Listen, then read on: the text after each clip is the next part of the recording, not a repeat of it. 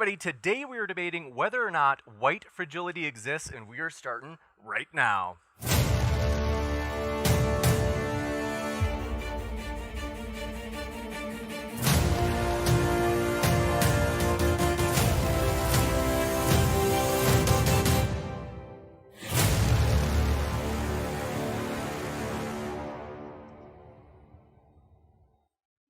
Ladies and gentlemen, thrilled to have you here for another epic debate. This is going to be a fun one, folks.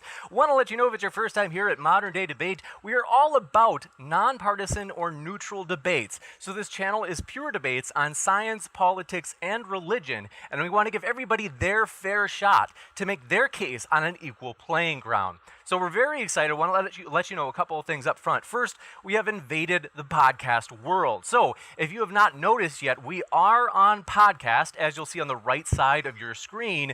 If you cannot find us on your favorite podcast, let us know. We will work hard to get on there.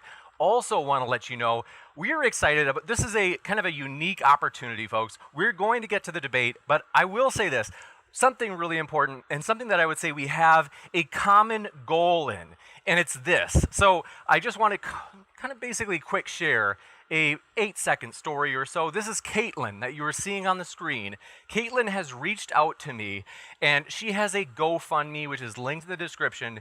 I will give you the short version of the story. She also has a video about her story. Basically, Caitlin right now is experiencing a brain degeneration disease.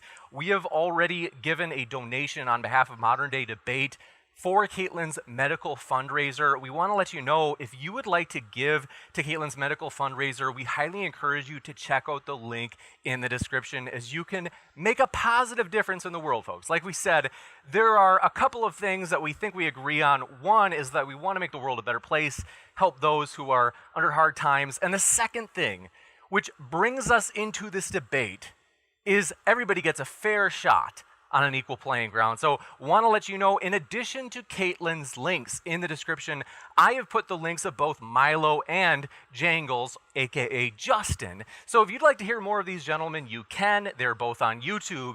And want to let you know, folks, we are very excited for this discussion. Justin, aka Jangles, will be getting the ball rolling, as he will be taking the affirmative position that white privilege does indeed exist. Then Milo will be taking his opening. And so with that, want to say, let me just check really quick. Any feedback on the audio? All good, Justin? Hello. Excellent. Take me. All right. We will kick it over to you. Thanks so much for being here. Well, let me first just say hello, and thanks for being here, though, guys. Really appreciate you hanging out with us. Thanks, Justin, for being here. Thank you, Milo, as well. Yeah, thanks for having us. The floor is all yours, Justin. Cool. So, the term white fragility, James, the term white fragility was more or less coined by Robin DiAngelo, a liberal huckster who wants to profit off the pain and suffering of marginalized people, to sell a book pretending that a real and viable way to combat the unconscionable racial disparities still present in our country is to hire more HR reps to discipline white people who say racist jokes. Possibly the only thing sadder than this book's success and notoriety is the absolute meltdown that conservatives are having over it, because it's entitled insinuated that they might not be as tough as they think they are. A reaction so poetic and beautiful that I'd pay to see it in theaters, if not for the fact that we can't go to theaters anymore because of a virus that's disproportionately killing people of color due to racist housing and wealth distribution policies that we never got around to fixing. Because the discourse around this book is garbage, and I didn't write it in the first place, this will be the last time I mention DiAngelo's book in my opening statement or in the debate as a whole. Instead, I'm going to talk about slavery. Not historical plantation slavery, but like modern day slavery. Quick aside, there's still slaves. Did you know that? So like today, right now, as you're watching or listening to this, slaves still make a lot of stuff in places like Pakistan, Uzbekistan, Uganda, the Philippines, and even Russia, that then get bought by people here in the West. If you drink coffee with sugar while looking at your cell phone before putting on your clothes in the morning, you've almost certainly bought something that came into your hands by way of modern slavery. Given that, we can make a few assumptions. So you probably don't wish active harm on these people, on these victims of slavery, and you'd much prefer to see them, not be slaves. You were born into a country with an economic system that makes avoiding these products very difficult. beyond what a reasonable person could be expected to know and do. And you almost certainly had no direct say in the policies and trade agreements that would allow this modern slavery to continue. However, we can also state a few facts. The reason you are not one of these slaves is due to factors beyond your control, and not in any reasonable sense due to the virtue of your personal decisions. The reason these people are slaves is in huge part thanks to factors beyond their control, and not in any reasonable sense due to the lack of virtue in their own decisions. You have, in no uncertain terms, played a part in helping to contribute to these conditions by virtue of your participation in the economic system that benefits from them. And after that, we inevitably have a few questions. Is modern slavery your fault? And does this make you a bad person? There are a few schools of thought to help us answer this, and what better place to start than the guiding principles of the country you likely live in, the greatest goddamn country on earth, the United States of America. Freedom and meritocracy. In America, you decide your own fate and succeed or fail on your own merits, with the assurance that no matter where you end up, you got there by clawing by your own two hands. Which would mean, yeah, it is your fault. You chose to buy the coffee and sugar and shirt that some kid halfway across the world was forced into making. If you didn't know about it, that's also your fault. Nothing was stopping you from doing the tiny amount of research it would have taken for you to find out. And ask yourself, does a good person buy things made with the blood of slave labor? The answer to that is no. So yeah, it is your fault. And yeah, you are a bad person. Unless. Well, before we get into that, let's talk about how this is analogous to systemic racism in America. Mainly about how systemic racism in America absolutely exists, and to disagree with that is to be incorrect. Systemic racism is not the result of some shadowy cabal of evil white people conspiring in a boardroom somewhere, no matter how many tiny idiots try to frame it that way.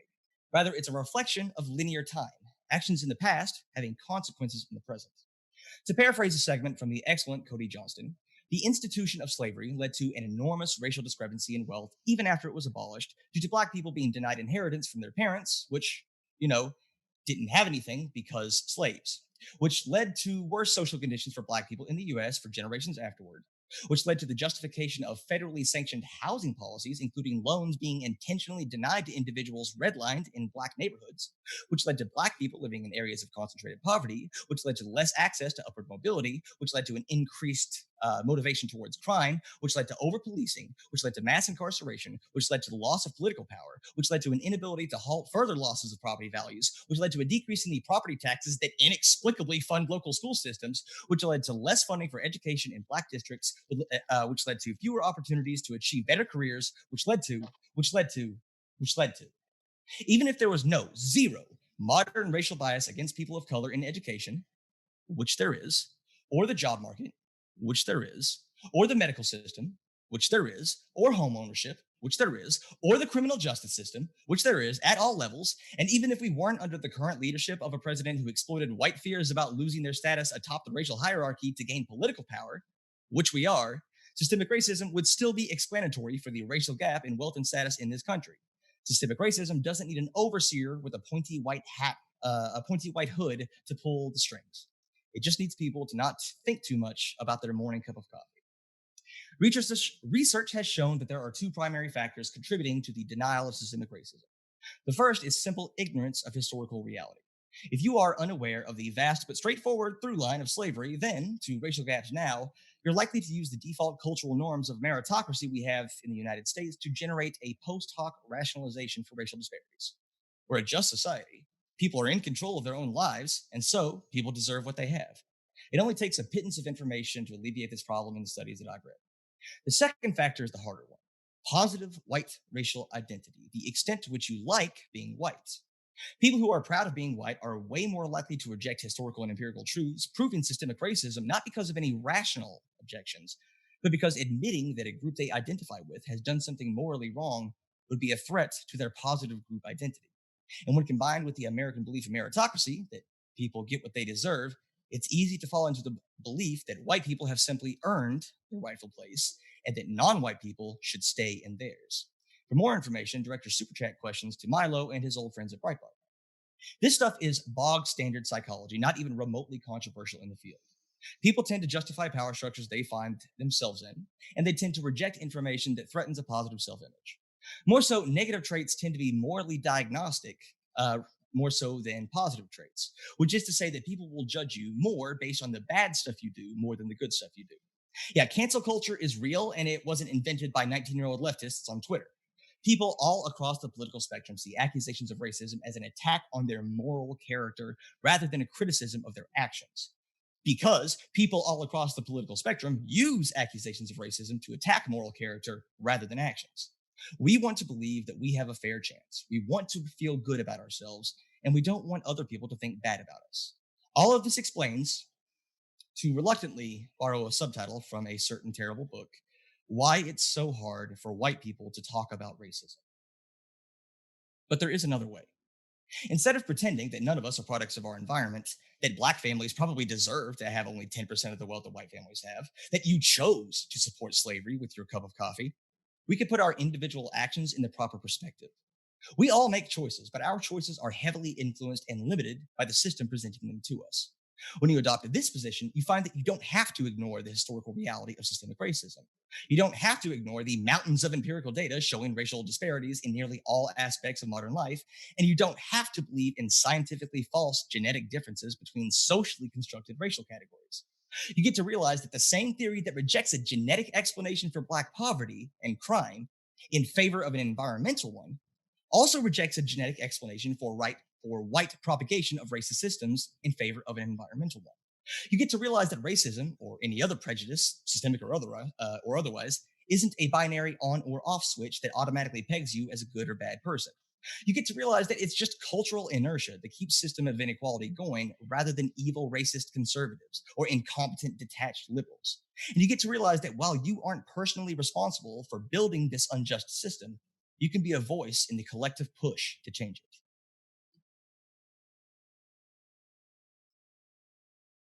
Thank you very much from Justin. We will kick it over to Milo for his opening. The floor is all yours. Milo, thanks for being here.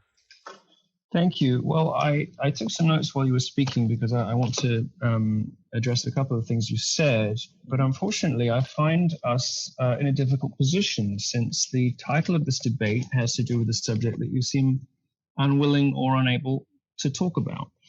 You can dismiss, if you like, the text of the white fragility theory offhand with what you say is perfectly correctly, by the way, is a terrible book by a terrible person with terrible motives.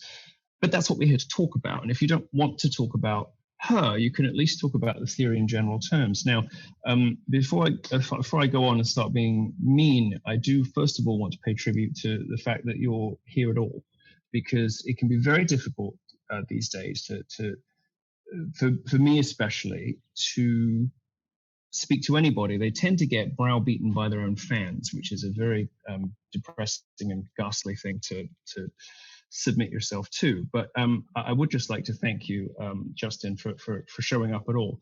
And you gave us in your opening a very well structured, well organized, passionate, and in some ways quite persuasive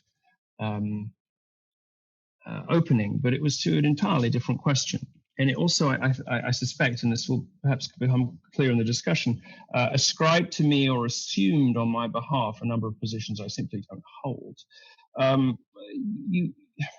Let's get back to the subject that we're here to talk about, which is white fragility.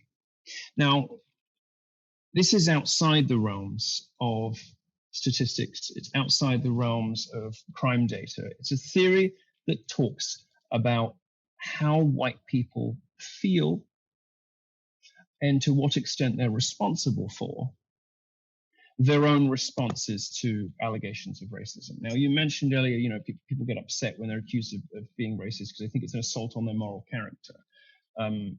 Yes, and that's what Robin DiAngelo says. But you seem to be mistaking. I mean, you could call it, I guess, the difference between structural racism and systemic racism. You talk about systemic racism in quite a persuasive way, and in many ways I do agree with you on those subjects.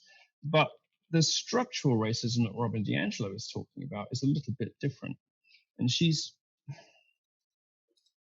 well, let me start at the beginning, and let me start at the beginning of what I want to talk about with that, and then we'll get to you at the end. Now, this, it seems to me, this white fragility thing, it seems to me quite obvious that it is a sort of white on white crime. White fragility, the theory of white fragility, which is profoundly dehumanizing to blacks, by the way, seems to be a sort of class war and a generalization from the particular, a sort of projection, not from everyone, but from a specific group of people. Now, when you read Robin DiAngelo's book, White Fragility, the thing that popped out at me, and I'm glad you don't like it because I don't like it either, with extraordinary admissions of quite alarming and amazing attitudes that she apparently has toward black people. She admits that, she gets the impulse to cross the street when she sees one. She admits that, whenever she hears about a bad neighborhood, she knows what that means. These are things that I have never thought about going through my ordinary daily life. And this, I think, is what gives us a clue to understanding what we're here to discuss today, which is the projection of a small number of white liberals of their own anxieties and feelings and you might say sort of middle-class guilt issues onto the rest of the population. Now, you can sort of see this with Me Too. Liberals do it with Me Too as well. They'll sort of, because their husbands are Clintons and Epsteins and Weinsteins, they think that the rest of men are like that too. And unfortunately, we're not. It's just your guys that are like that. And in the same sort of way, this profound discomfort with black people seems to me to be a uniquely left-wing problem. Now, you and I are going to agree in extraordinary detail, I'm sorry to disappoint you, about many of the things many of the legacies of slavery that black people are still enduring and suffering and all the rest of it. We're going to agree on a lot of that. We're going to agree on a lot of things to do with criminal justice. We're going to agree on a lot of stuff. But what I can't agree with, which is what we're here to talk about, which unfortunately you simply declined to even attempt to defend, is the thing that you are here to speak in the affirmative for, which is the idea that white people have a difficulty, almost a sort of social pathology, when it comes to speaking about race and their own complicity in injustice. Now, if you've followed any of these debates, you might be thinking, well, white people are in a bit of a bind these days because it's sort of racist if you notice and racist if you don't notice. We've all seen those flowcharts that are floating around message boards, and I think that's right because this theory of white fragility doesn't seem to me to be addressed at fixing anything. Now, you, Justin, creditably and commendably want to fix things. You have reached out to listeners in a way to say, be part of the solution. Robin DiAngelo and the Colton theory of white fragility says that white people shouldn't even attempt to think about solutions because that is in itself another manifestation of racism. So it seems to me that we have quite a lot in common, and I'm afraid I have you at a disadvantage since you haven't really defended the thing you're here to defend. But what's very obvious from listening to you is that you have a passionate sense of the injustice that black people in this country have felt, and it's one that I share with you. But white fragility is not the way that we're going to help Black America, because it seems to me, indeed, it says itself in its founding text that white people wading in with solutions is just another expression of white supremacy, and therefore, and I do see some hints of this, by the way, in you, I'm sorry to say, so much of this discourse seems to be about flagellation. It seems to be penitential. It seems to be more about white people beating themselves up for a blend of genuine and perceived past injustices visited upon others, that there's simply no basis on which to punish people living today for. It's crackers. So it may surprise you to learn I have, in fact, some sympathy with the call for reparations. I would like to see the money very specifically and carefully spent and hope that it does some good, because I understand, I believe, I recognize that there are some legacies there. But that's not really what we're here to talk about. Once again, I'm afraid. What we're here to talk about is the inability of white people, supposedly the inheritors of all this extraordinary privilege, although they themselves are not really experiencing it if you look at poverty and literacy rates, the inability of white people to address the subject in a way that is helpful to, it seems to me, black people's feelings. So I'm just going to stop because it's better that we have a discussion. But we are in a difficult position now because you have given a partially correct and very persuasive defense of something that nobody asked today.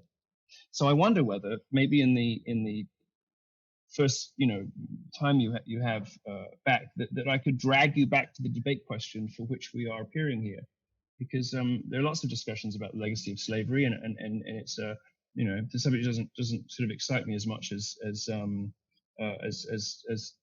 thing that everybody's shown up to hear you on. So maybe you could give us a few of your thoughts about what we're here to discuss, and then we could maybe have a chat, because I don't see there's much point me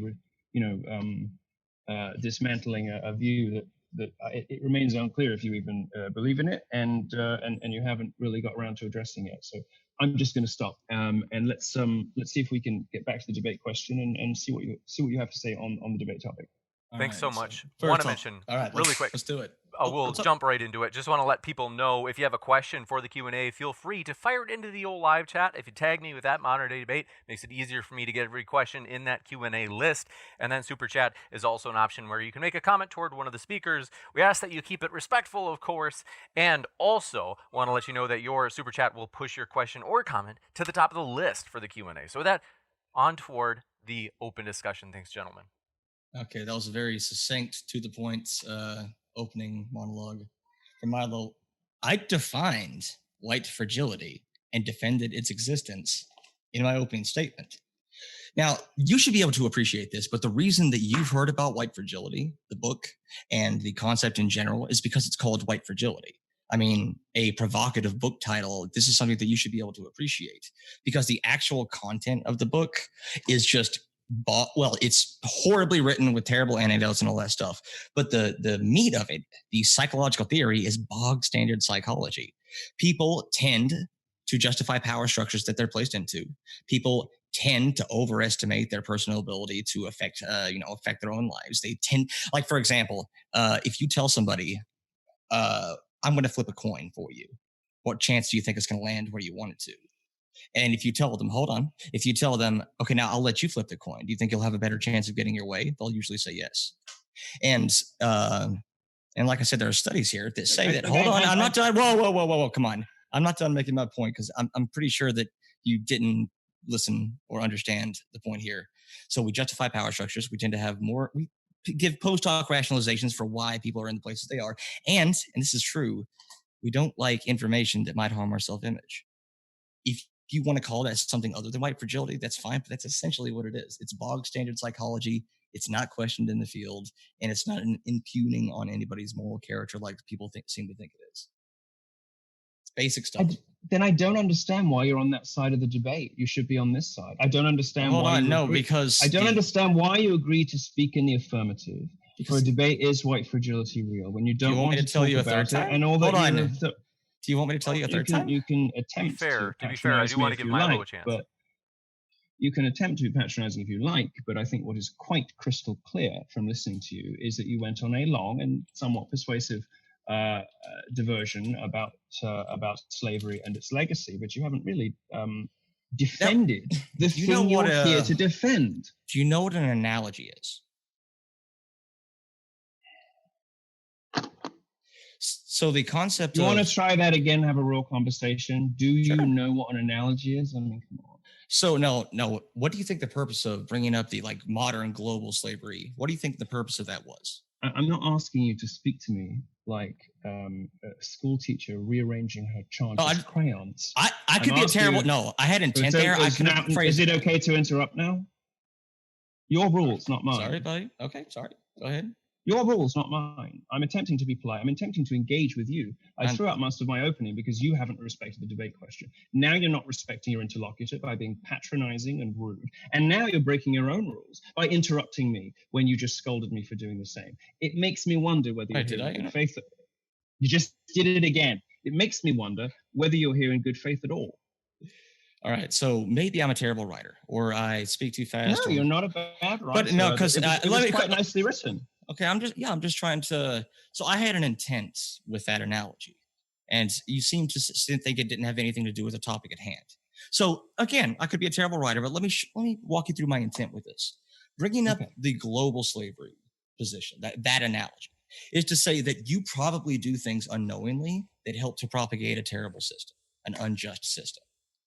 And if someone comes up to you and says, you're contributing to slavery, you're a terrible person, you're probably going to be defensive about it. This doesn't seem to be very, controversial. Just like white fragility, if you say that, come up to a white person and say, hey, you're contributing to the propagation of a white supremacist system, they're probably not going to listen to you very much. That's all that is. That's basic standard psychology. What I would like to do, because that is a real thing, and that's a real thing. And if she had called it something else, we wouldn't care about it, but we're calling it white fragility, so we'll call that thing, criticizing white people for their continued role in the propagation of white supremacy. We'll call that resistance, the idea, white fragility if we want to. But all this is trying to do is try to reframe the question and say, like, hey, systems are important. The same system that keeps Black people down is the same system. You're a part of that same system as well, and you have exactly as much individual agency in it. So that doesn't mean we can't affect change. That doesn't mean individual actions aren't important. That doesn't mean person-to-person interactions aren't important. I think it's stupid that, we think we can fix racism by hiring more HR managers. I think that's stupid. But it's just a way to reframe the conversation to have healthier, more productive dialogues. Let's give it to Milo for 3 to 4 minutes. Wasn't it? Your attempt to reframe as a resounding success. So I think you get top marks for that one. Why would I want to defend a book I didn't write? Well, that's what you're here to do. Because you agreed to defend the you agreed to defend the premise of the book, you silly man. And I did. I did successfully. Well, you seem to be saying that you agree that white fragility is real, but only in the sense of a sort of collection of generalities drawn from different disciplines, one of which is what you call basic psychology. So you would presumably also agree that there is a sort of Black fragility too, let's say, which can which can manifest itself in a sort of brittle self-esteem, burning down towns, screaming and shouting in the street when with insufficient pandering or at the slightest of provocations, looting stores. It seems to me to be quite a powerful, quite a persuasive thing, and subject to all the usual normal rules of basic psychology. It seems to me that we're not really suffering in America in 2020 through an epidemic of white fragility so much as we are Black fragility, Black brittleness, perhaps even Black pugnaciousness. So if you want to sort of zoom out to the level of these grand generalities, I think you're going to find that white people come out quite well from all this. I mean, why do you think that is? Hold on. Why do you think that is?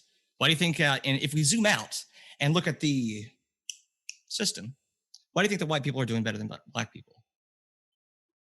If we were to zoom out, like you just suggested. I had granted you already that some of your historical analysis I can nod along to. That's all right. I'm not too worried about some of the assertions you make, but it's not surprising in a majority white country founded by white people who brought people over against their will and who have shockingly unsuccessfully, when set against other countries that used to have slavery systems of the same sorts of people in the same sorts of places, America has done appallingly badly in a way that Britain, for instance, seems to have done really rather remarkably well. And that seems to me entirely a product of the same kind of careerist race baiting that Robin DiAngelo is engaging in. It is a product of people aggressively attempting to keep the race business alive. And the great tragedy of this, when it's married with injustices in the criminal justice system, which I agree with you exists, where it's married with horrible things that have been done to black people, like moving them all up into these disgusting, depressing, windowless blocks of concrete hell in Chicago. These things are dreadful, designed to break the human spirit. They're ghastly.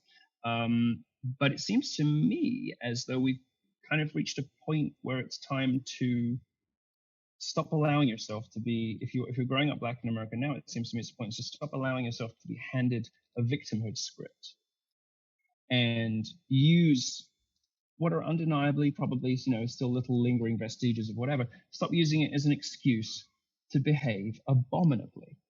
Because not only is there an extraordinary just rank civil disobedience to the point of abject and disgusting criminality happening on the street everywhere, which I have to say is, like all left-wing movements that pretend to be for people of color, it's mainly driven by rich white people. Dude, you're taking a long time to say that you think the answer to the problem is that black people should just act better. That's a way that you could have taken that entire thing and like condensed it into the actual point that you're making. So now we're interrupting and answering for each other. Is that right? Am I allowed to do that to you too? You said we have reached the point where black people should just behave better. No, I asked you a question. I said, am I allowed to interrupt you and attempt to summarize your points? Hold on. Yeah, absolutely. Interrupt me anytime I go on for a while. So you think that was a rule that I set? So the rules. Well, you scolded me for interrupting you, which sort of implied that you didn't. I guess I'm just stronger than you, and can keep talking. So, can you sum up what you were trying to say? I'm sorry for interrupting you. I didn't want to hurt your feelings. So, can you sum up what you were trying to say here? What is the snark coming from? And it's like you've come into this with. I'm sorry that I hurt your feelings. No, I'm literally trying to get you back to talking about the topic. Hurt my feelings. I don't know. I've never hurt my feelings. I've never heard of you. I don't know who you are. You have no power to hurt my feelings. You are. I showed up prepared to have a serious debate on the subject matter, and you tried to do a sort of clever weasel dodge with your. Well, then get back to talking about the subject. Talk about the subject. Come on. Pointless. You don't want to talk about it.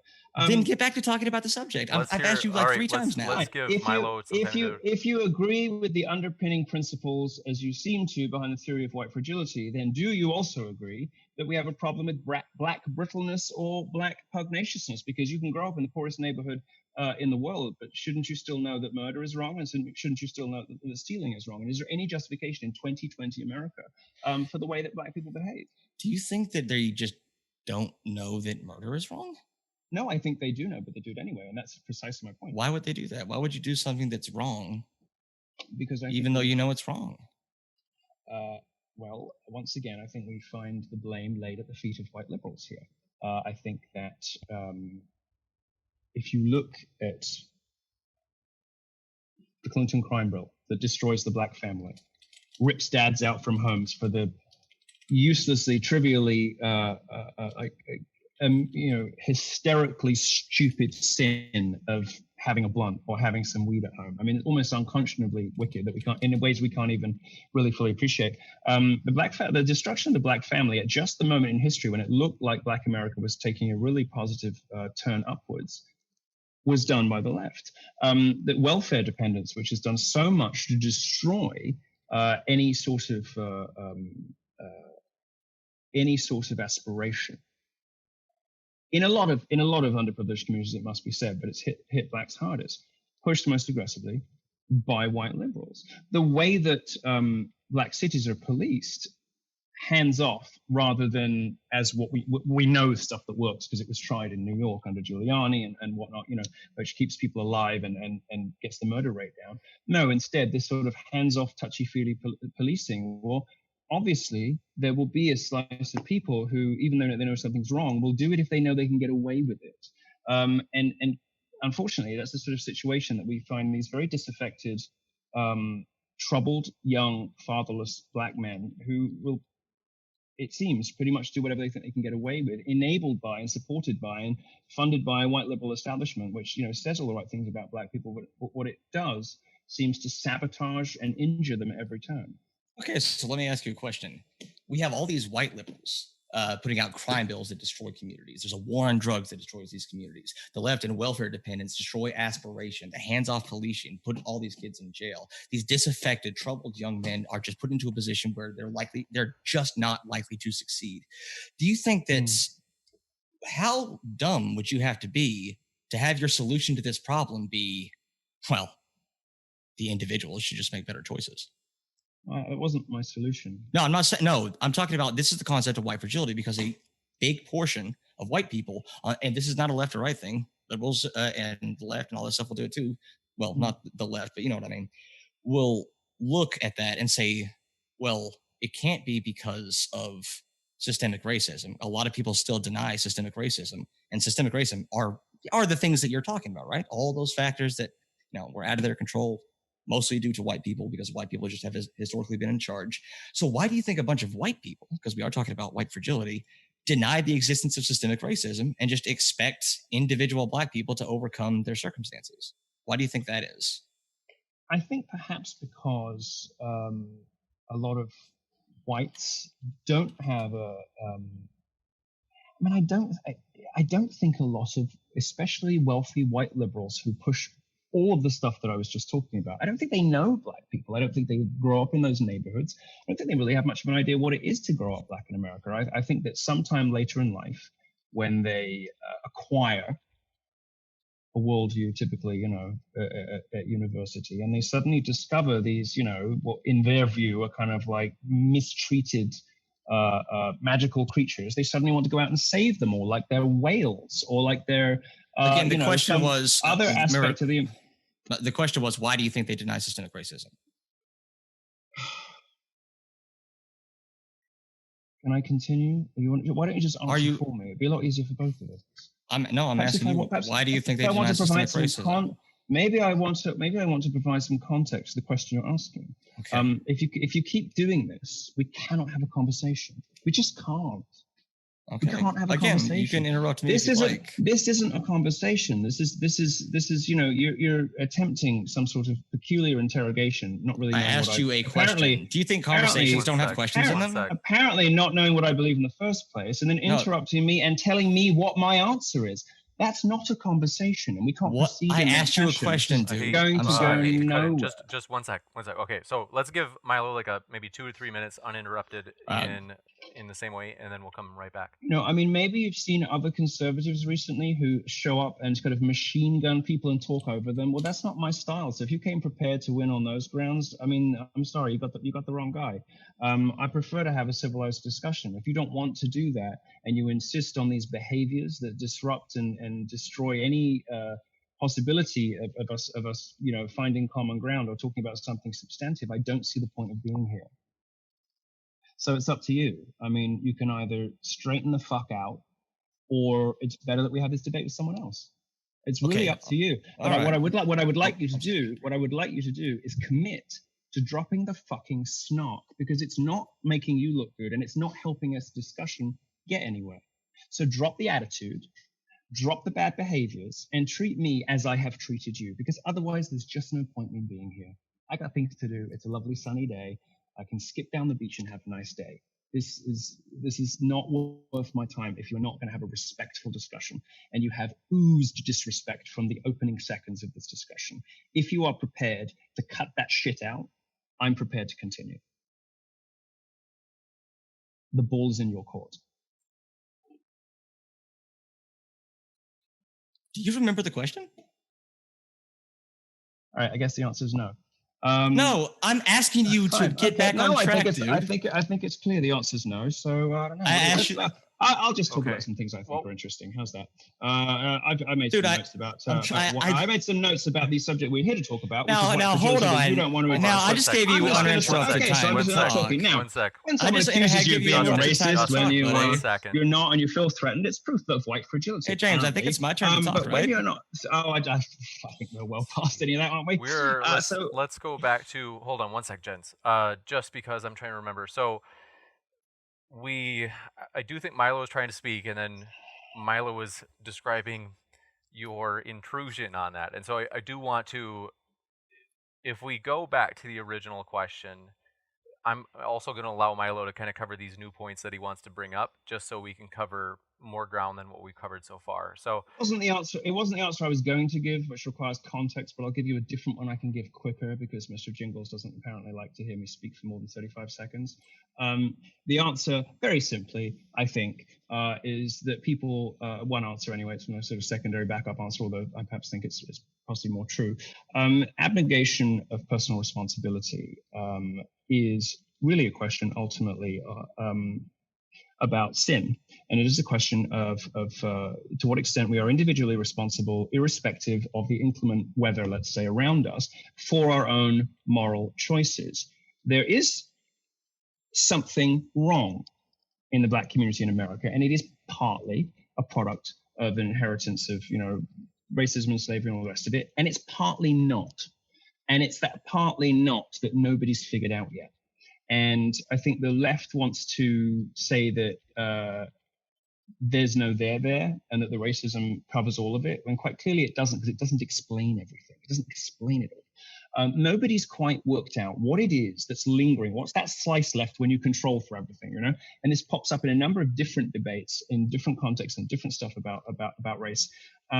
There's a problem there, and is it a sort of social dysfunction? Is it ingrained self-indulgent and sinful and self-destructive behavior that is being propagated by Black popular culture, which since the great ladies of the late Billie Holiday and Nina Simone or whatever, Black culture has been on a steady crash down to the seventh circle of hell, talking about money, drugs, sex, prostitution, and you wonder how much worse can it get? How much more unhealthy and self-destructive can the behaviors that Black popular culture is encouraging people to participate in, how much worse can they possibly get? And then they do. Then Cardi B shows up. It's probably all of those things. As to the question of why white people are, think the solution is just for Black people to just start behaving better, well, to a great extent, it is the solution. And a lot of the problem of the Black community, a lot of the problems Black people have are of their own making. For instance, by continuing to vote Democrat. If they voted Republican in some of their cities, they would find fewer of their cousins dead. But the problem is, because the civil rights movement, and much of this, is engineered by white liberals, have encouraged Blacks to see their votes as being part of a community bloc vote, and have made it sort of socially toxic to not vote Democrat. Blacks are locked in because of social pressures, largely, to voting for a party that no longer serves their interests. So if you're trying to goad me into saying Black people are responsible for all of their problems, I will at least say Black people are responsible in 2020 for the vast majority of their own problems. Yes. And is there something shameful or wrong about insisting that people who know murder is wrong stop doing it? People who know stealing is wrong stop doing it? No, you are reducing the agency of Black people by suggesting that because they have inherited this racism, they've inherited this structural this, that, and the other, they are in some way justified to behave that way. They're not. And you're also suggesting that because of this inheritance, they somehow lose the power to say no.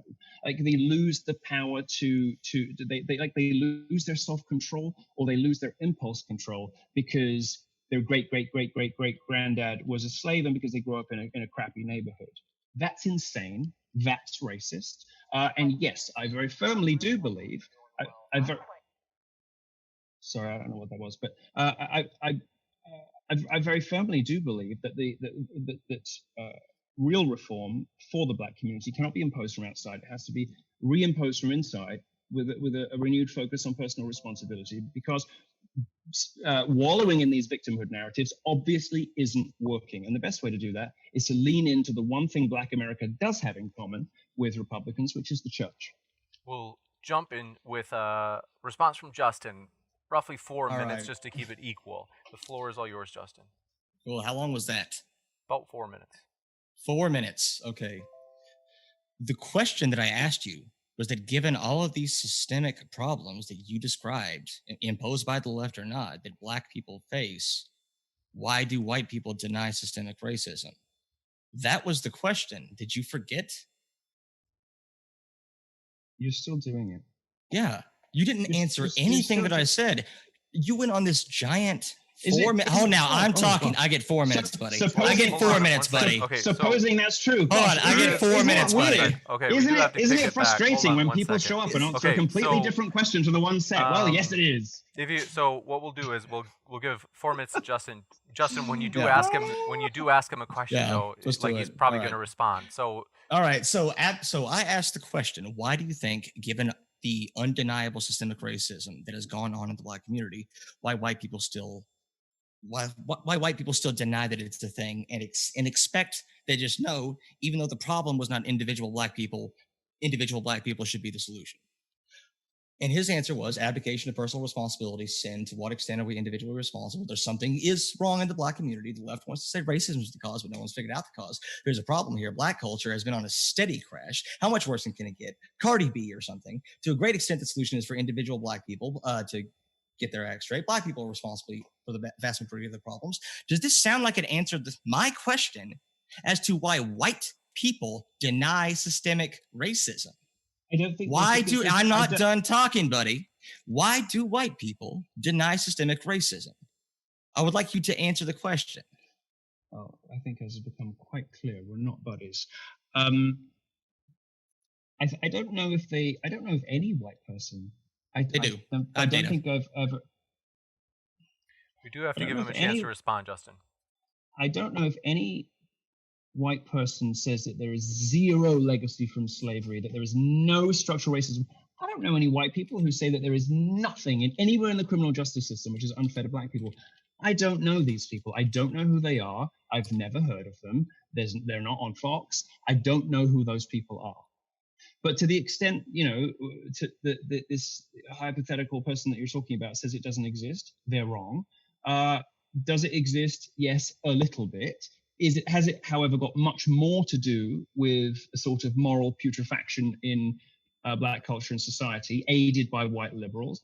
Yes. So if conservatives, if Republicans, or whatever your Beelzebub is, don't talk about it, don't acknowledge it, or react poorly to it, I would prefer to think that really they just think it's not as important, really, as compared with the other. And I honestly, I cannot, I'm thinking about the most racist people I've ever met in my reporting career, and I have encountered, unfortunately, some really, truly gruesome people, over the last 10 years, and I can't think of a single person who's ever said to me, Black people have absolutely zero inheritance from any of this, and everything they have is better than whites. I just don't think the person that you're suggesting actually exists.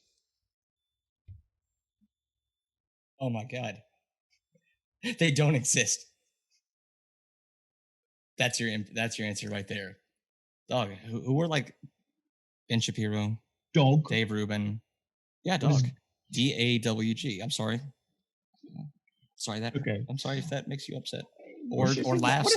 I'm happy if it makes you laugh. If it makes you happy, I'm happy. What is this obsession you have with hurting my feelings? I mean, Ben Shapiro. Now, will you not let me talk? Are you used to? I'm actually wondering if you ever had a conversation before. Might imagine. I'm actually wondering that your primary motivation here was to like score points instead of have a discussion, which is very different. Okay, so we're gonna kick it over to Justin, and then maybe for like 2 or 3 minutes, and then we'll kick it back over to Milo. Go ahead, Justin.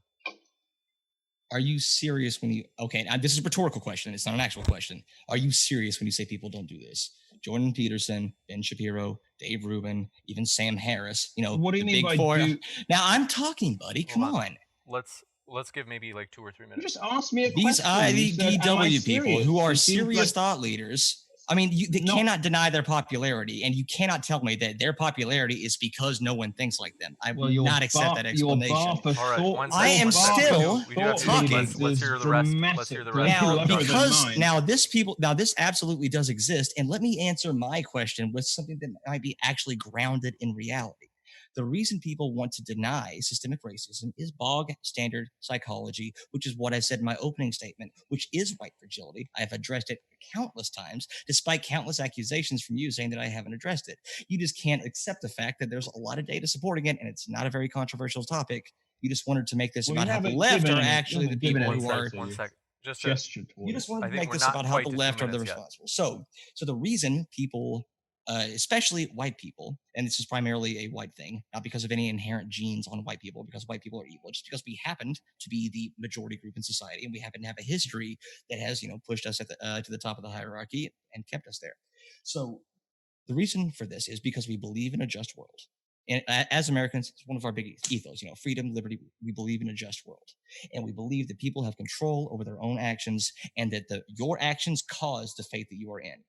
The problem with this is that it often works backwards. You give post hoc rationalizations. Instead of having a linear period of time where you can see a bunch of things happening and that's what led to where this person is now, you almost never see that.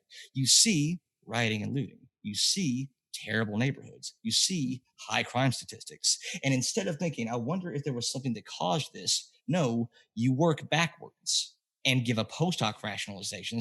Well, they're in this terrible position, but it must be because they deserve to be there. And I think we saw that. And because it's such box standard psychology, it's really not a surprise that you gave the same speech that all of these conservative people are giving, that actually it's their faults.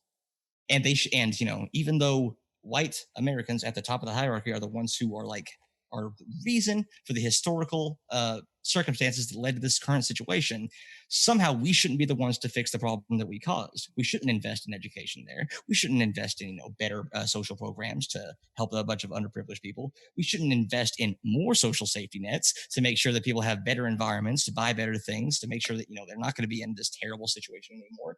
No, it should just be Black people should just act better on an individual level. You can say that when I said that I was open to reparations. I don't know how you can possibly claim that. I don't know how you can. And to say that I have, I don't know how you can make that stupid assertion when I said that I was open to reparations depending on how it was spent. I don't think that you can credibly characterize my responses as having very much to do at all with how other conservatives think about this. I don't think it's remotely plausible or true to say I gave the same speech as the rest of them. I think that's nonsense.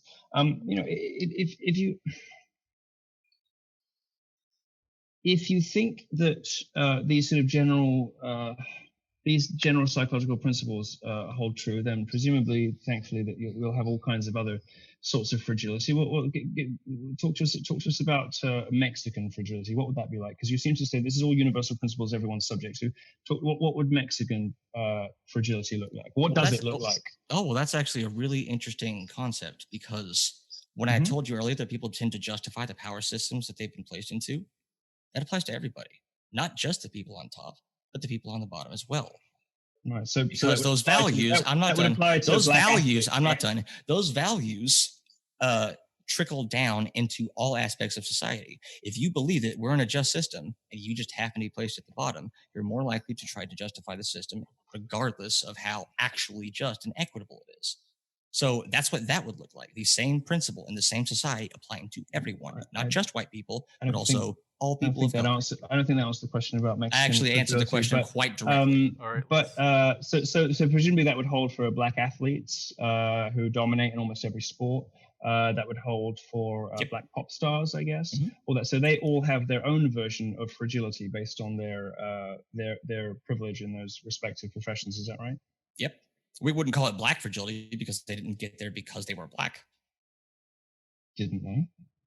No. Didn't they? Are you seriously suggesting that they're some of the black pop stars who are currently actually no? Are there on merit? Are you seriously suggesting that there is something about Cardi B of musical talent or creative merit that suggests that she should be where she is? Are you really saying there is anything to her other than her skin color? Let's hear from Jangles. If so, you risk being laughed out of the room. Go ahead, Justin. Why hasn't every black person been to the top of the music charts then, if it's just because of her skin color? There's got to be, you're saying that there's nothing else there other than her skin color, and I'm the one going to be laughed out of the room? That's insane. And actually, when you are rich, hold on, I'm not done, buddy. You got to let me talk. These rich black celebrities, yes, they do have the same psychological principles. They are extremely rich. They got really lucky. because that's how you get rich. A lot of it has to do with luck. A lot of it has to do with being in the right place at the right time. A lot of it has to do with being discovered by people. Yeah, a lot of that is luck. It's Okay. not a pure meritocracy. I mean, how do you think so? Right person has to promote you. That promotion has to be good. And you know what? They will think that they earned their place more so than they probably actually did. Everybody does. When I say this applies to everyone, I meant it because these are bog standard psychological principles. All right, we'll kick it back over to Milo for those points. What is the point of any of this? There's nothing to do with what we showed up to debate.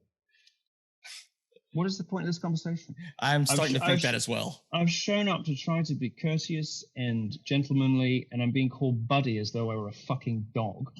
And we're having discussions about sort of, we're sort of bouncing from race issue to race issue, with this sort of uppity, patronizing jerk. And I just don't know what I'm here for. Why don't we do summary, quick wrap-up statements? We'll go to Q&A, as it has admittedly wandered a bit. Can we, maybe we could just switch away from what is obviously not working, and maybe just have questions from people who are watching, and perhaps just, If he doesn't want to give a closing statement, I'll give mine.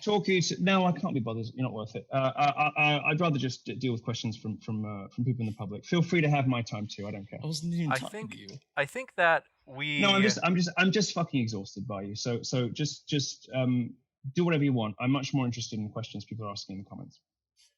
What we'll do is, given that we didn't have any formal closings, we can go into the Q&A. Let's see. I think we had kind of the last points there, like I said, come from Justin, and we'll jump into these questions. So thanks, folks, for your questions. We're going to jump into these and get through as many as we possibly can. Thanks for your first one from Sigifredo Sarabia. Thanks, said, Jangles, there are implications. By the way, as we mentioned, Super Chat, some of these are just comments. Said, Jangles or Justin, there are implications if a white male calls it, quote, fragility, and their wife or white girlfriend calls it white supremacy. Would that say something about the white community when comparing to others?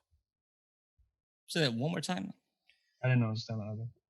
Me neither. We're going to move to the next one. Flamenco, thanks for your question, said, thoughts on the Chinese term biaizo, which means white left, in regard to white leftists' race relations that spawned outside of historical and narrative context?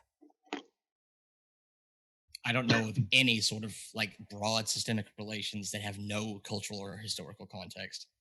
Gotcha.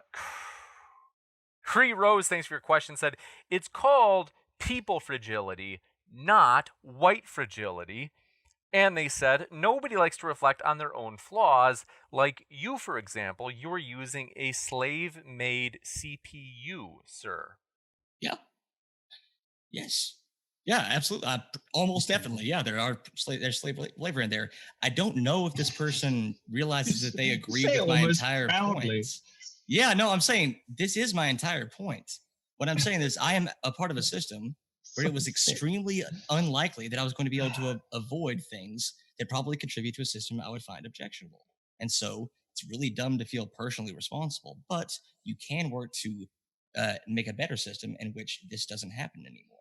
This person is agreeing with my entire thesis. This is the ultimate expression of white liberal privilege, is to say black people deserve all this free shit. White people did it, and white people are awful. But I don't have to give anything up because I've got no choice to participate in this broken system. So I have slave-created goods. You actually didn't understand anything. Right. This is incredible. I thought you were a great interlocutor, and you were just incredibly terrible at this.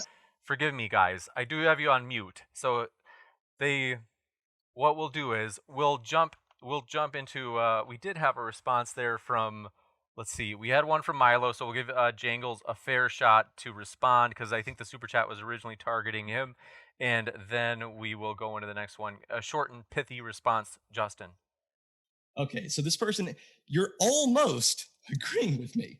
It's just that when you realize that maybe you do things that do end up harming other people, you tend to get real squirrely, like some people get really squirrely and just say that as self-flagellation. I just want to feel like I'm terrible. But no, There's a system here. It's not up to individual actions, it's a collective action. It needs a systemic fix. And you can advocate for that by paying attention and being informed on issues, advocating for policies and positions that help to fix them, and just being a more informed consumer yourself. Must be moving to the next But one. but in the meantime, you'll take the slave chips. Got it. What a scumbag. Next. I'm actually terrible. Yeah. In the Sunflower. meantime, I agree with you. I'm We pretty must awful. move on to the next one, guys. I hate to do that, but Got it. Sunflower says, Jangles, why did you volunteer to defend a concept if you're tossing out the unique ideas in the book and instead defending white privilege or systemic racism? To be fair, to be fair, that technically the debate was about, you could say, white fragility more broadly. So not just Robin DiAngelo's book, but I'll let you respond to that, Jangles or Justin. Yeah, because it's called white fragility, but the actual concepts behind it, like I said, are just bog standard normal psychology. All right. These are not controversial in the field.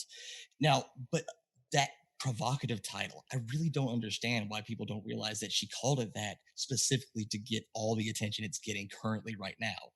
Conservatives got upset, and then liberals noticed conservatives getting upset about it. And it's this amazing cycle of media attention is the reason it's been brought to this forefront.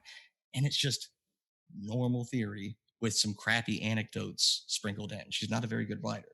Well, like, this book would not have gotten the attention because it's without the anecdotes, it's pretty boring. Why did you agree to show up? What are we doing here? Why did you say yes to this? If you had come willing to engage on substance, I might have said, for instance, okay, well, let's talk about white fragility. I'd quite like to talk about white resilience. I think it's absolutely remarkable the almost non-existent extent to which white people don't retaliate the things that are done to them, whether it's crime rates, the way they're spoken about in the media, and all the rest of it. But instead, you want to conduct this sort of meta-analysis about the media furor, not answer the question, patronize me. I mean, it's just a fucking waste of my time. What a joke this is. Next question we have from Our Father in the Green. Says, as much as I want to partially agree with Milo on personal responsibility, does Jangles think that there can be both a fusion of systemic reforms and community organizing to prevent youth falling, regardless of party preference? Yeah. Gotcha. And let's see, we have another question from, this one comes from the Chad, who says, question for Jangles and then Milo. They said, since the topic of white fragility is real, what is it? I think we probably got that, but said, and what is your proof of white fragility? And then they asked, Milo, please give a response in kind. So I guess we'll give you a quick chance to answer what it is, Justin, and your proof of it. Okay. We'll do it again. White fragility is a provocative name for the concept that groups in power and put into a powerful system. You okay? It's not what white fragility is. You're talking about structural racism or systemic racism. No, I'm not actually. No, I'm not. Hold on, I'm not. It's not what people mean by this term. Let's see. Okay. It's not what it means. What was your proof of it? We'll give you a chance, Justin. Proof. So I have a few. So you can't even define it. How's he going to prove it? Define it? Okay. You want me to make it? You wanted me to make it real short term? White fragility is Shorter the better, please. Okay. Oh my God, that's incredible coming from you. So white fragility is a provocative title for a concept in psychology that people will tend to justify power systems and not take personal responsibility for their propagation of them. And just by historical chance, that happens to be white people are on top. Other groups tend to be towards the bottom, and we still propagate that system unwillingly sometimes, and we don't like being told that we're part of it. Gotcha. They did ask for a chance from Milo to respond, so we'll give you a shot, Milo, if you'd like. This is what we've been doing the same circle for an hour. Gosh. I know what you want from me. Think that's all you get, the Chad. Thanks for your question from Brenton Langle. Thank you for your question. It says, literally everyone but the 1% is locked into a voting block for a party that does not represent them. There is no choice, only the illusion of it. Why do you think either of those parties serves the interests of the super rich? I presume that's what you mean by the 1%. Because they don't necessarily or consistently, and indeed they have to constantly jockey for the favors of the super rich, which is why you've seen very wealthy people switch from Republican to Democrat in the last 10 to 20 years, because they're not happy with either. I don't think the political class serves anybody, perhaps especially the people at the very top and the very bottom. Gotcha. This question from Nick says, Jangles, why didn't you write, quote, white fragility when it really inconvenienced Milo's arguments? I think they mean... My only guess is... I genuinely don't understand what that's asking. Gotcha. We'll move to the next one. Dr. Carolyn Borisenko, thanks for your question, says, as an actual psychologist, I just want to point out that there are no sources in White Fragility to back up the main premise of the book. Look at the references in the back. There are hardly any. I know. I seriously read this entire book. I hated every second of reading this book because I had to do so much research outside of it. I had to like look at, like, trying to guess what she was trying to say, go to Google Scholar, then go to Sci-Hub to find out all these. Like, it was horrendously written from an academic perspective. I had to look up all of this stuff. Did it occur to you at all to bring any of that research with you today? On a day where we were, in fact, supposed to be talking about it. Would you like me to name the individual studies that I took notes on right in front of me? Well, I know that's done you much profit. Oh, yeah. So the main one that I was talking about, from social inequality to personal entitlement. That was a polite way of saying no, actually. I don't think it's done you any good. So what? All right, sure. Never mind. I think it's done me quite Next, good. we do have a question from Sigifredo Sarabia. Takes a second shot. Says, if America was founded by whites, Justin, where in history would you say whites became the victim of what they built?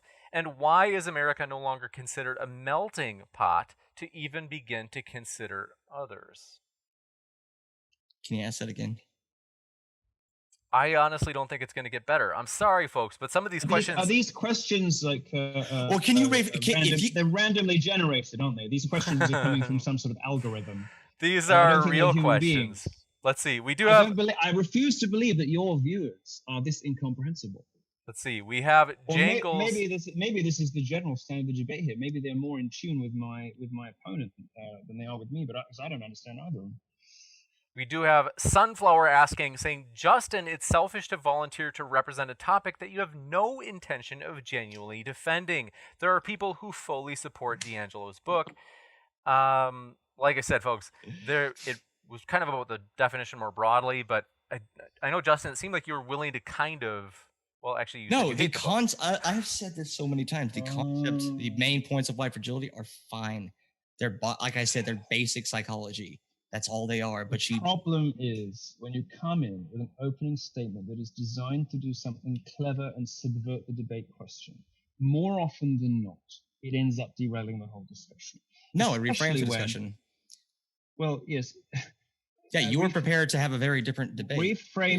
Yes, I was prepared to have the debate that I was given, the debate that everybody showed up expecting to hear, the debate that is indeed the title on this video when people look down below the image they see. And I've defended the concept. That's what everybody else was here for.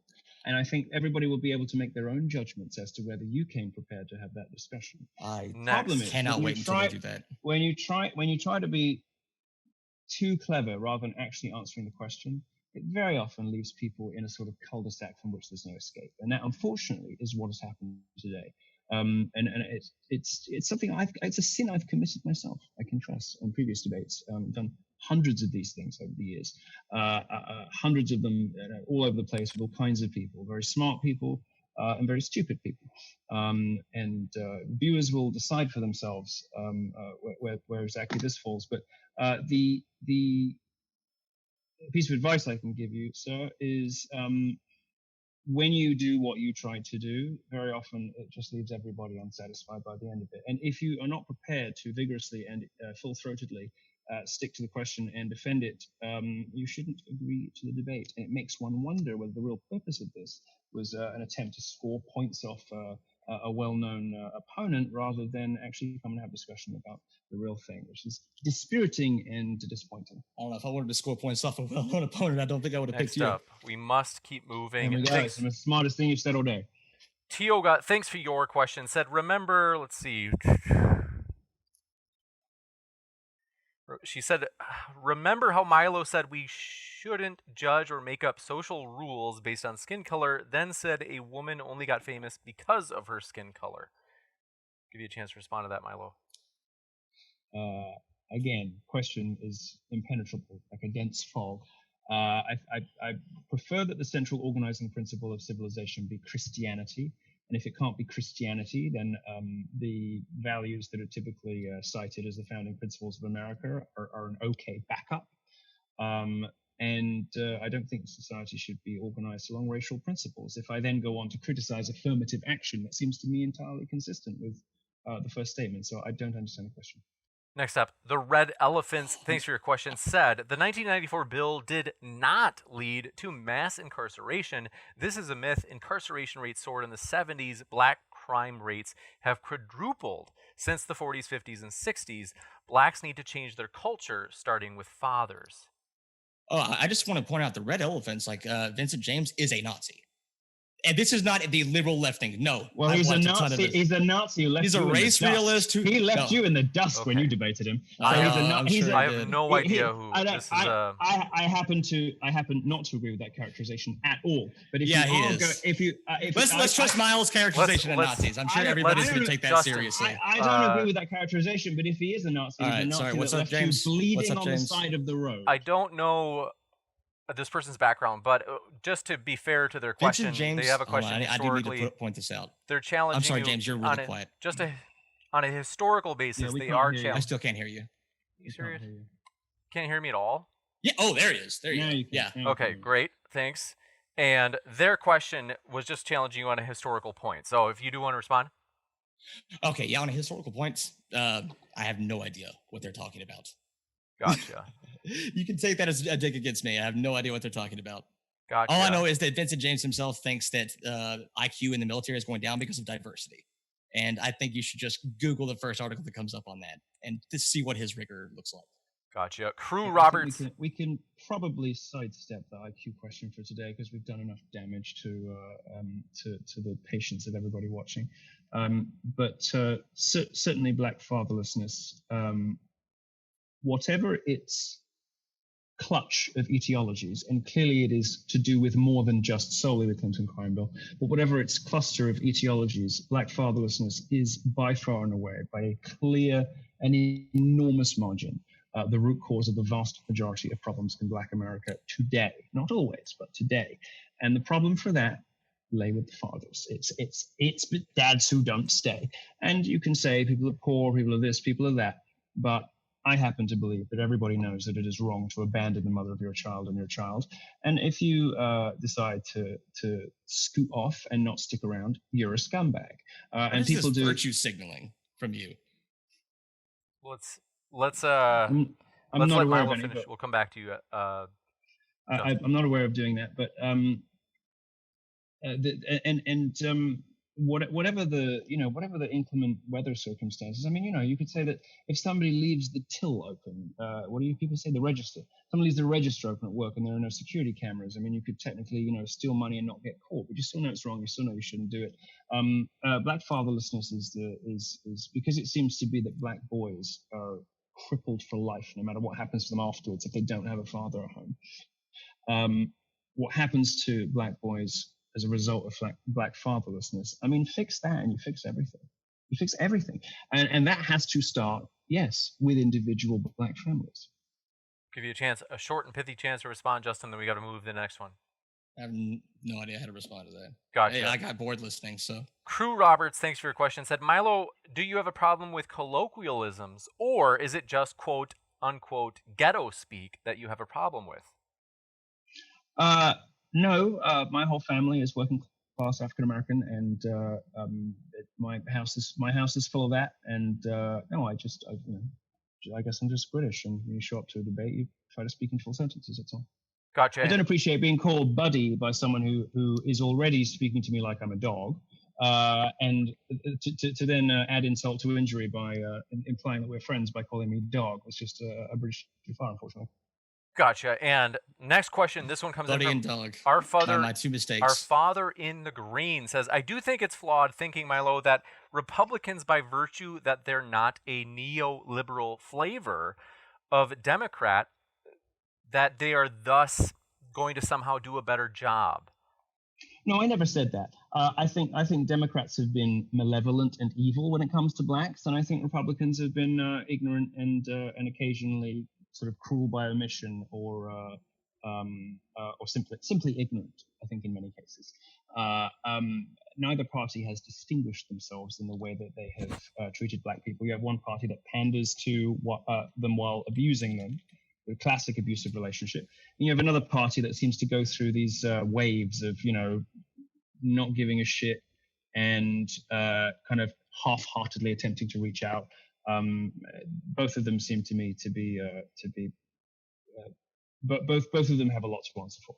Gotcha. So given that both parties in the United States either pander and abuse black people or go through ways of not giving a shit about black people, I don't understand how individual actions and agency is going to fix this problem by itself.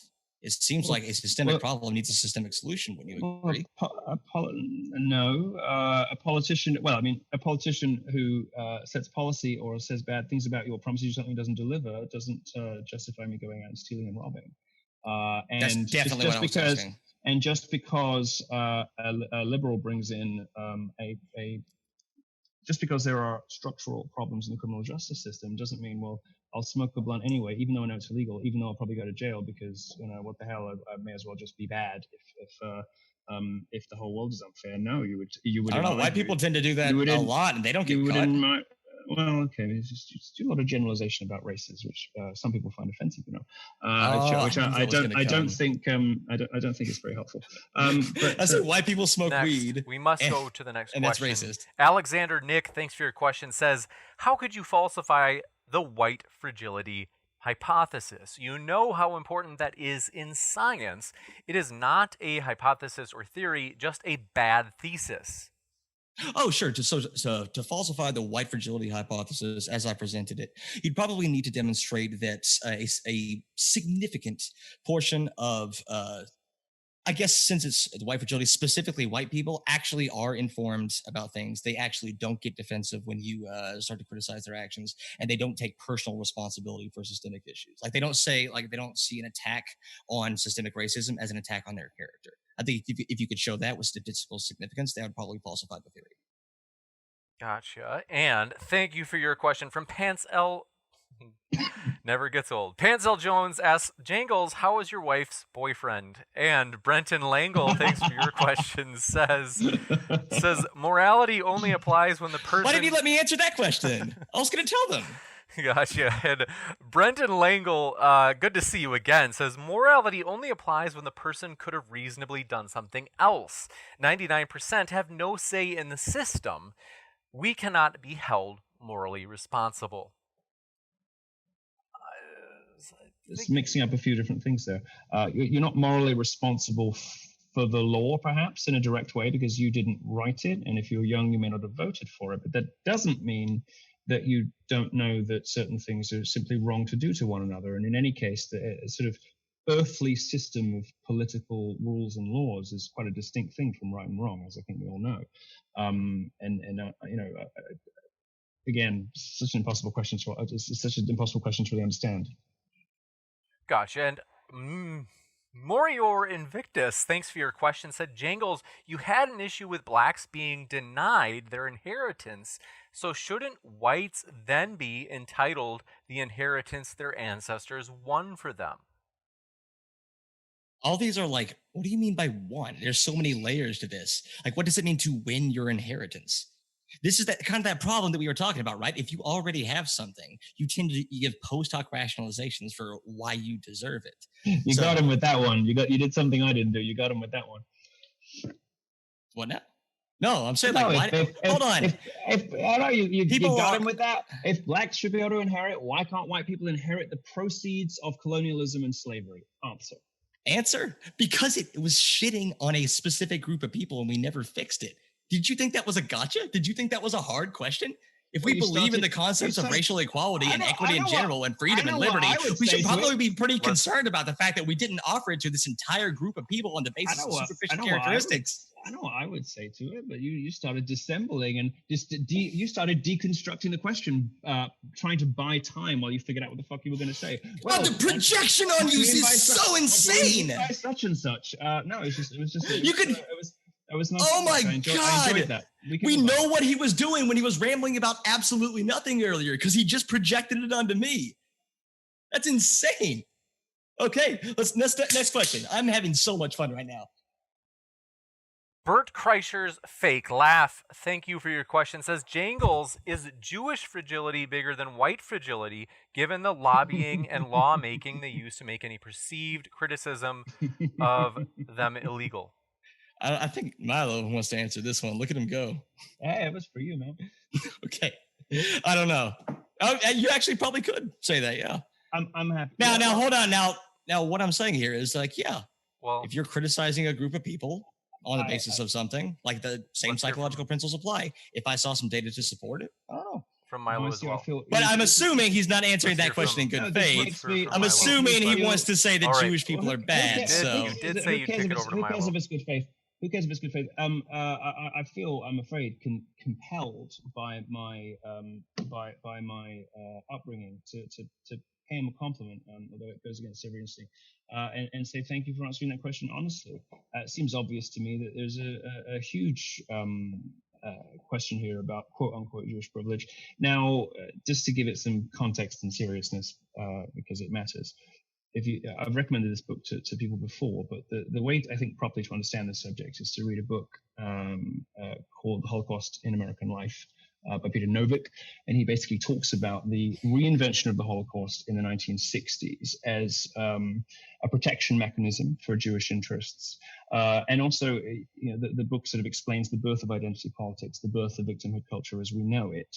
It's of course written by a Jew, about the way in which the Holocaust was sort of resurged in American public life in the 60s and onwards. Very interesting and fascinating. It clearly, and I say this as sort of Jew-ish, like I was raised Catholic, but I technically Jewish, and I haven't seen much of this in my own family, but I have certainly seen a fuck of a lot of it in America.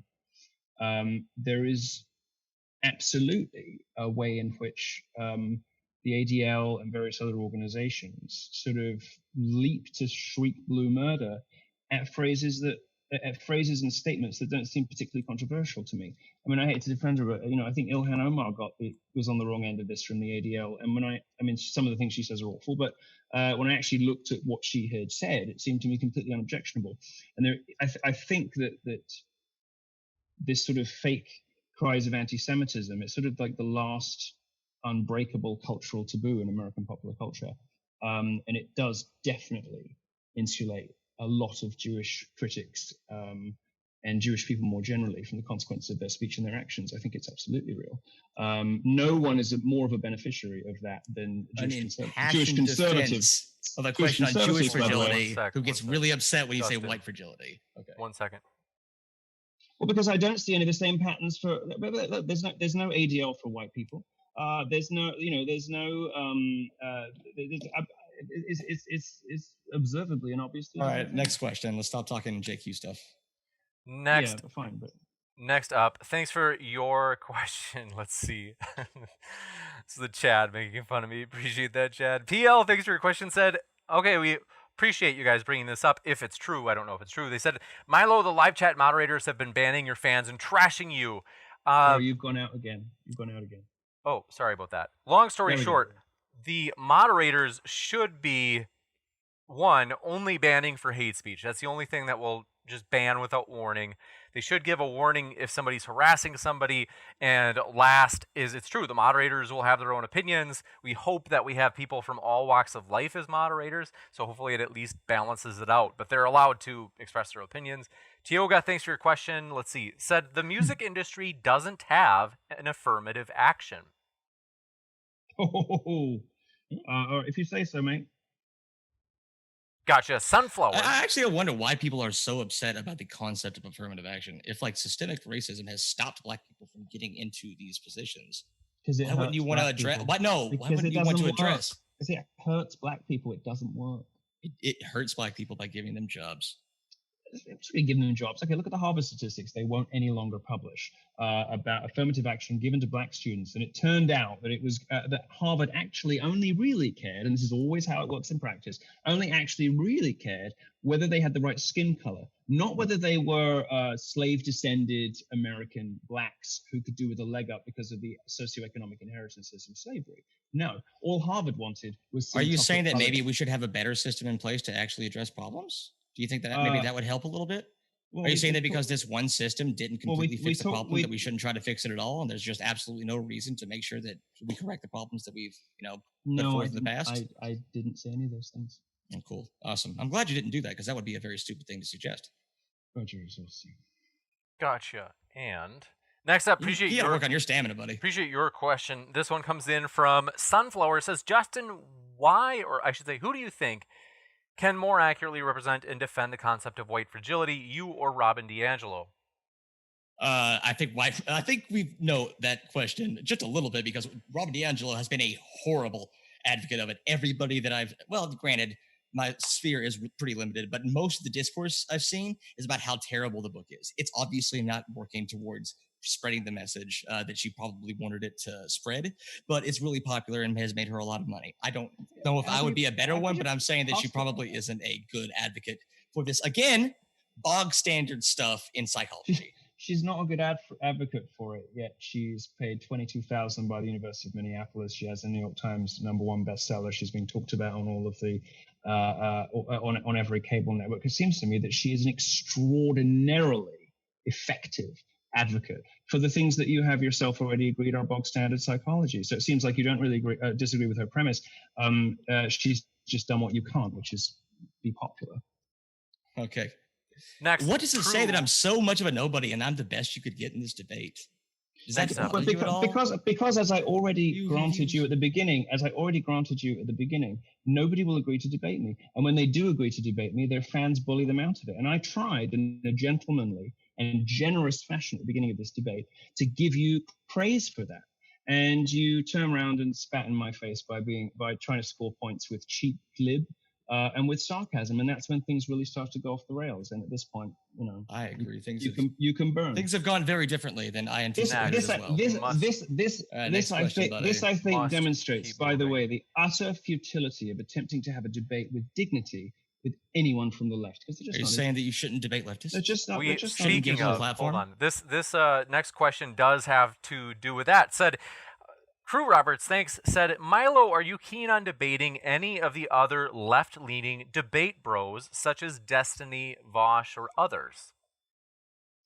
Like I say, it's years go by between anybody agreeing to debate me, and that was true at the height of my career, and it is true in my you're debating Destiny in a week and a half. Let's let him respond. Twilight, semi-retirement I now found myself in, blissful semi-retirement. I have this, and then there's something happening, I think, in Minneapolis, in person. I think it's Minneapolis, I forget. It is. I'll be there too, buddy. It's been years go by without people, with people just refusing to debate me, and that was true, at the very best and the very worst. And I'm sure next time I have another hit book, it will be true again in the future. So I can only repeat my thanks to I was going to repeat my thanks to the sort of good-natured, good faith, but evidently it wasn't that. What do you think good faith means? I do my best. Well, so just show up intending to honor both the spirit and the letter, the terms of the agreement you made, which is to have a debate on subject X. If you show up and you talk about debate something subject else, X, and your real motivation seems to be to sort of take pot shots at someone you obviously viscerally loathe. I did so much research. That's all I wanted to do. I just don't think that's I just don't think it makes for good. Something that I think is think anyone's really One second. interested in watching this. Something I think is really interesting, really Short quick, and sweet. is that he was right that no one really debated him before, and as he was like kind of rising to prominence, and a lot of people were criticizing me for having platforming you by debating you and giving you the attention again. And I think this is a really good demonstration of why debating is not platforming. Does anyone who wasn't already a fan of Milo in this debate, do you have a good opinion of him after this? After he spends the entire debate whining and just going off about completely irrelevant points while he tries to think of an answer to the question. I think people will divide along partisan lines with precisely that opinion about both of us respectively. And Chameleon, thanks. By the way, I do want to give a shout out to that event coming up. Is it in Minneapolis or Milwaukee? Is it the Discourse? Forgive me, the name is escaping me right now. But Justin, you're going as well. So then you and Milo can be friends in person. Where, I can't remember. Is it in Milwaukee? I think so. Milwaukee sounds more like it. Okay. And then what was the name of it? Just because I do want to let people know about that. So Milo and Destiny will be crossing swords at that event. So that should be exciting. So next up, I'm sure he'll watch this, and I'm sure he'll come with better preparation and more focus and manners. Because have you seen Destiny debate? If he doesn't, it will go the same way, and people will see what they already kind of suspect about leftists, which is there's no fucking point bothering with you, and we should just lock you all up. Steven's a nice young man. Okay, Chameleon, thanks for your question. Says, is Jangles prepared to address the topic? I've lost you again.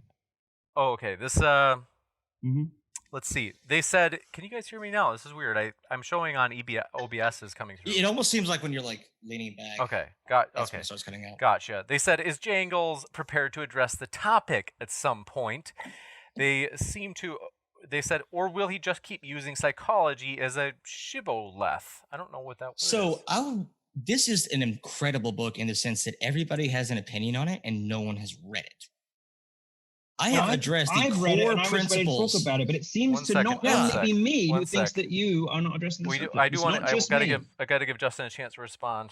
Yeah, no. What people have heard about this is that it has this really terrible Jackie Robinson quote and is telling all these white people, yeah, it's written really poor, but the concepts that it is built on and some of the scientific references, some of them, not a lot of them, I had to do a lot of research on my own, are really standard stuff. And I have a lot of studies showing it. I would love to name them off, but when I tried to name one of the primary sources that I did, Miles said that he wasn't interested in it because I guess he doesn't really want to know how much that this book has been like just stating something boring and straightforward in a provocative way. We will go to the next question. We only have a few minutes, folks, and so we, at this point, cannot guarantee that we'll get any more additional questions other than the ones I have in front of me. This one comes in from, let's see.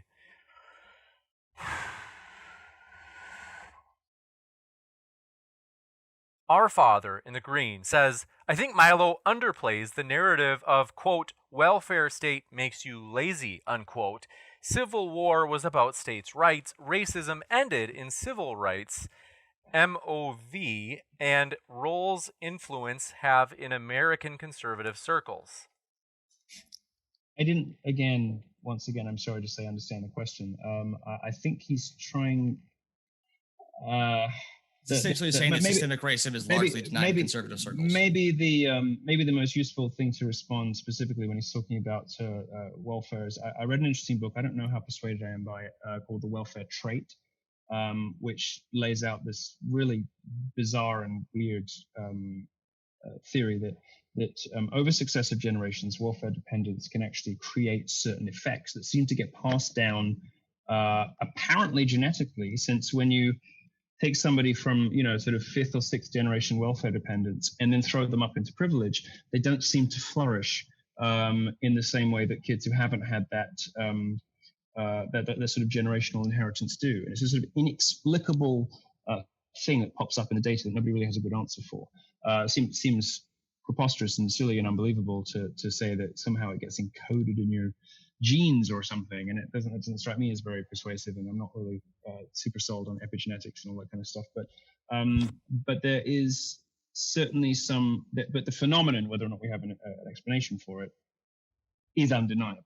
which is that you greatly impoverish and diminish people's life chances when they become third, fourth, fifth generation welfare dependents. And you see results of that in intelligence testing, but you also see results of it just in life outcomes. And it doesn't seem to matter, even if you snatch that person up very young and put them in a very wealthy foster home. So I don't know if the question was friendly or otherwise, because I couldn't tell, but it seems quite plainly apparent to me that welfare is immiserating and corrosive. And I don't know, that's all I can say. I don't understand the question. Next up, last one I have in front of me, William Johnson, thanks for your question, said, Justin, can you frame proving systemic racism as proving white fragility, since white fragility is a reaction to systematic racism? They say it may rhetorically help Milo see the relevance. I think so. Yeah, so systemic racism has put white people kind of up here in society. Very, very generalized terms, which, by the way, if you're studying society and talking about society, it's not racist. Like, sociologists do it all the time. But it's kind of put white people on top, on top of black people, and not in the fun way. And well, the fun way is the other way around, darling. Oh, okay. I've done both, so yeah. So we have, white people on top, black people on the bottom. And the white fragility comes in when, even though you've been put here by systems beyond your control and that you did not earn, you tend to balk at the notion that you being white was in any way, responsible historically or otherwise for the reason you're up here. And by extension, them being black has nothing to do with their being where they are right now. And this can be corrected pretty easily with historical information. Like they've done studies to say that most white people will kind of flip their script on systemic racism if they are given information that it kind of confirms it. So a lot of it is just ignorance, like I said in my opening statement. Gotcha. And want to say thanks so much, folks. We have to wrap up. In some cases, I did not understand the questions, and so I skipped them. In some cases, they were just kind of flat out insults. And so if you have a problem, I'm at moderndaydebate@gmail. Just let me know there in case I didn't read your super chat. Do want to say we really appreciate everybody being here. Both of our guests are linked in the description. And with that... And in no other way. At all. That's true. And we want to say thank you very much to our guests, though. Both Milo and Justin, it's been a pleasure to have you here with us. I had a lot of fun. Thank you for having me. Thank you. Absolutely. With that, folks, take care. Keep sifting out the reasonable from the unreasonable. We're excited as this Friday, Destiny and Kim Iverson will be debating Biden or Trump, which is the better pick. So thanks so much, and we'll see you hopefully next time.